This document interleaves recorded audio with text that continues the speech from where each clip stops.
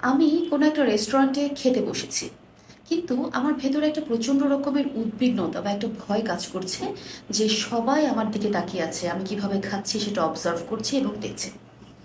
আমি রাস্তা দিয়ে হেঁটে যাচ্ছি, আমি ঠিকমতো হাঁটতে পারছি না এই ভয়ে যে সবাই আমার হাঁটার দিকে নজরদারি করছে।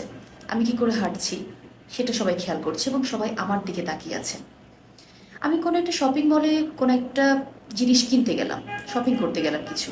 আমি প্রাইস ঠিক মতো আজ করতে পারছি না, আমার গলা শুকিয়ে আসছে, আমার ভয় লাগছে, পালপিটেশন বেড়ে যাচ্ছে, বুক ধড়ফড় করছে, কেমন যেন ঘেমে যাচ্ছি এবং নিঃশ্বাসটা বন্ধ হয়ে আসছে। হ্যাঁ, সারাক্ষণ আমার ভিতর চিন্তা লাগছে বা এই চিন্তাটা হচ্ছে যে আমি কোথাও না কোথাও একটা ভুল করে ফেলবো আর সবাই আমাকে নেগেটিভলি জাজ করবে। হ্যাঁ, বলছিলাম সোশ্যাল অ্যাংজাইটি ডিসঅর্ডার বা সোশ্যাল ফোবিয়ার কথা। যাদের সোশ্যাল অ্যাংজাইটি ডিসঅর্ডার আছে তাদের এই সিমটমগুলো হয়ে থাকে, তারা এগুলো খুব ফ্রিকোয়েন্টলি এক্সপিরিয়েন্স করে থাকেন।